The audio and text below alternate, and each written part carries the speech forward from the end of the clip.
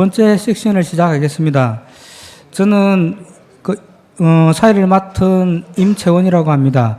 두 번째 섹션 주제는 직접민주주의 도전과 기회 그리고 SNS의 진화, 이 주제로 토론을 하겠습니다. 토론을 하실 교수분들은 네 분입니다. 각각 20분씩 첫 번째 섹션과 비슷하게 좀 주제 발표를 해주는 순서를 갖겠습니다. 먼저 잔코버스키 교수님으로부터 발제를 듣도록 하겠습니다.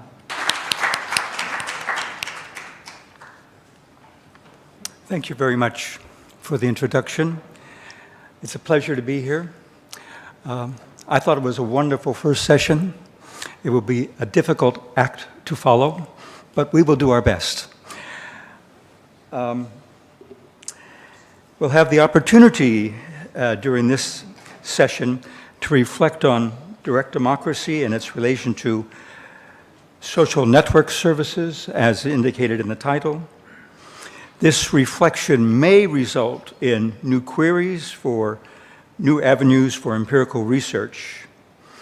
On examining the title, I began to wonder what the relation between candlelight democracy and direct democracy might be.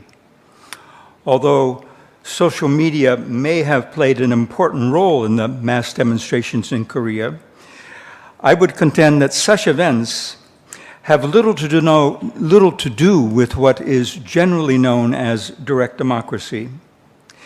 Consider the second phrase in the title, the panel title, the evolution of SNS. I personally doubt that even the captains of social media industries are capable of predicting what is going to happen with those media in the next years. We need look no further than the misconceptions expressed by Facebook in the last months with regard to Russian agents making use of social media platforms during the election in the United States and some other European countries. So I have a strong reservation that these media might serve a substantive role in the basic functions of democracy, direct or representative.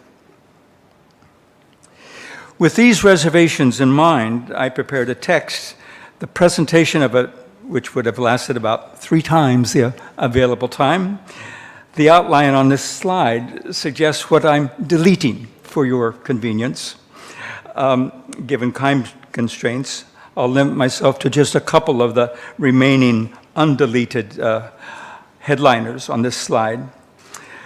The longer text, including its bibliography, will be available for those who have interest.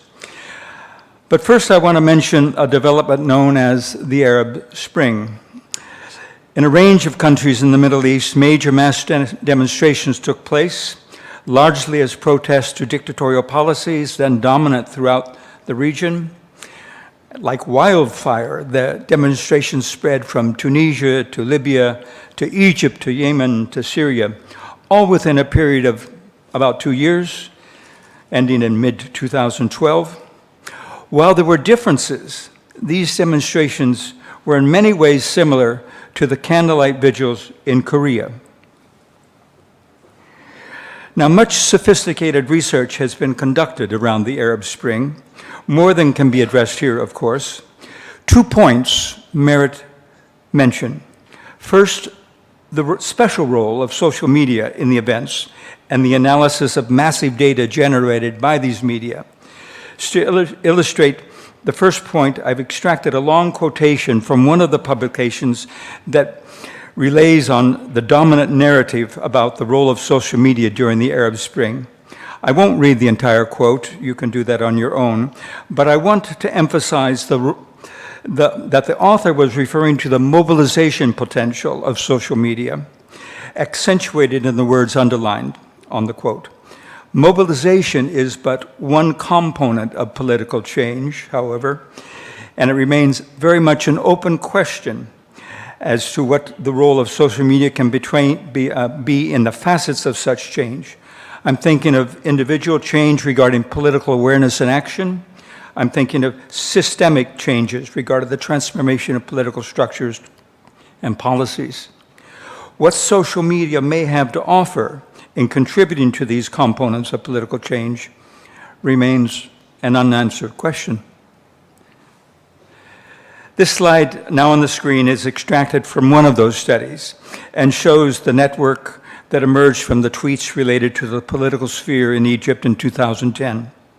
This publication and many others describe the Arab Spring with an abundance of such visualizations between the actors using social media. While such analysis of big data is valuable at a descriptive level, it does not address the overriding question as to whether and how social media contribute to social change. To repeat, the strength of such social network analysis is in visualizing the interconnections between actors during an event. And when analyzed across time, that strength can be extended to showing changes in networks of actors. But that strength falls short of explaining the role of social media in bringing about political change. Now, switching to the Candlelight Vigils, what empirically based scholarship has been conducted on these social movements? According to the editor of a Korean journal, that's the title of the journal, there was a theme issue on the Candlelight Vigils. At that point in time, 2010, there were some 30 publications. That number has undoubtedly increased in subsequent years, and this slide illustrates the English language publications that I've found. And at the end of this conference, I'm sure I could expand that by 4 or 5 times. There's been much work, in other words. I'm particularly interested in the research designs and methods that have been employed in the empirically grounded studies. I'm also interested in the extent to which digital media have been addressed in the studies. Now, the theme issue of Korea Journal that I just mentioned is a suitable place to begin, even though it's 7 years old, nevertheless.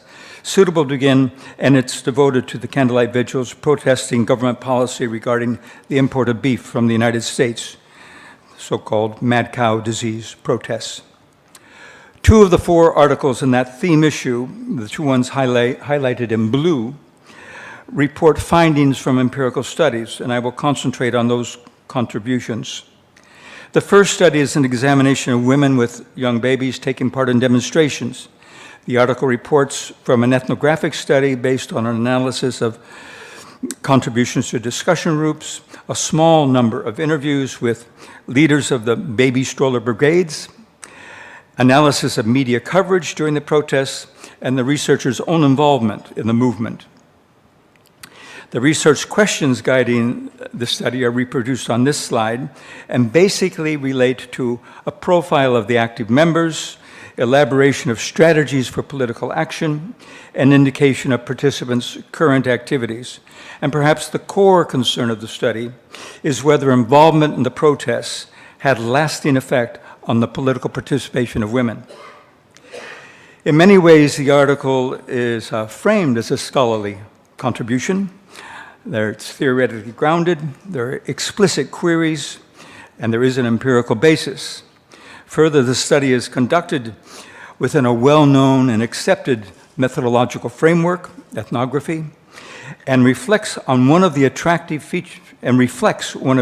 features of such scholarly scholarship, its composition of a narrative, broad in scope, and rich in detail.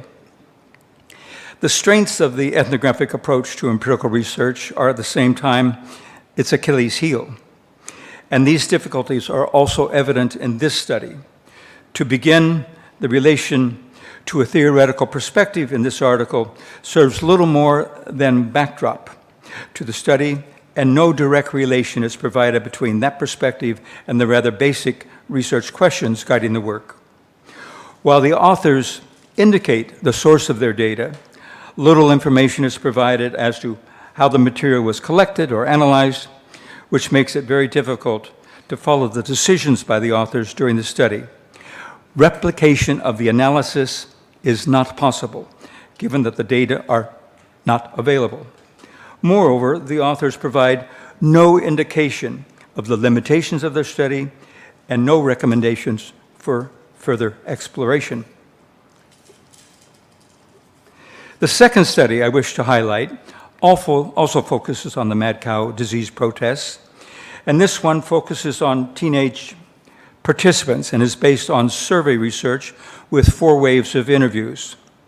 Given that some of the waves involved the same respondents, the design provided a basis for exploring possible transformations in the level of a political awareness and engagement on those terms of the teens. The researchers posed relatively basic questions about the participants, who they were, and the frequency and the rationale for their participation. The authors attempted to discern differences between participants and non-participants in the demonstrations, and in a subsequent survey, the researchers probed respondents for their recollections of the event. Finally, the study attempted to determine whether any change emerged in political identities across time, what I consider the major strength of the study. This study of teens is based on a survey research and a panel design. The authors considered some of the limitations of the approach and make suggestions for future studies. While the study is grounded in a theoretical approach, it's not clear whether, and if so, how, that approach might continue to guide further research. From my own perspective, I would suggest including studies of the Candlelight Vigils that are designed to explore digital media use and information flow. I would think that this particular target group, young Korean women, to be especially reliant on social media in their everyday communicative exchanges, and that they would incorporate their electronic networks and political activities in which they might engage, such as Candlelight Vigils. Perhaps the overriding research concern, from my perspective at least, would be exploration of the contribution of different forms of communication in development of political awareness and action, such as private and public, face-to-face and networked, and traditional and digital modes of communication. I feel the Candlelight Vigils have much in common with other large-scale protests against government policies in diverse cultural and political settings across time.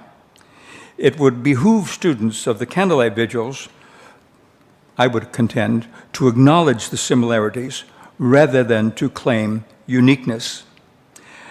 As with other social mass movements, there are many issues of interest, and there are many ways to suitably construct empirical research.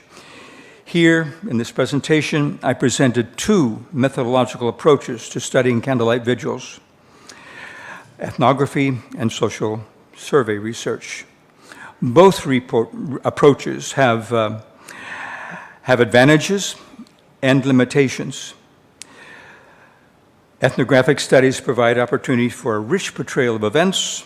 Social research provides the possibility of portraying the characteristics of a population, and depending on the design, measuring effects across time. On the downside, ethnographies are less suitable for identifying population characteristics, and surveys lack the tools to provide the details of motivations and aspirations of participants. Now, these differences between ethnography and social research, more generally between the qualitative and the quantitative approaches to research, are well known. One of the common remedies for resolving these differences involves developing a research design that incorporates both the qualitative and the quantitative methods. A second observation is that neither study about the mad cow disease, neither study seemed oriented toward the contributions from the researchers to the social movement under study. The researchers operated at a professional distance from the movement participants and seemed mainly interested in contributing to general understanding of the participants, their motivations, and some of the consequences of their involvement in the Candlelight protests. In a way, then, the researchers seem to be situated in an ivory tower. That charge may not really apply to the researchers of these 2 studies, I don't know, but the publications examined do not provide clues to the possible contributions made to social movements. There are alternative research designs that strive to contribute to knowledge and practice, action research and participatory research being two of the most prominent. In question form, my concern is, how can academic research of mass movements like the Candlelight Vigils serve both the objectives of scholarship and social action? In conclusion, allow me to pose an area of focus missing from the two studies published in Korea Journal, and that is the role of digital media in the organization and sustainment of Candlelight Vigils. Both studies mention the media, but generally in reference to traditional media reports of the events. Only in passing do the authors of the study of teenage participants take note of the centrality of digital media to the Candlelight protests, as formulated on this slide. Attention to the role of digital media in these studies would be a fruitful area for inquiry with potentially important contributions to both theory and practice.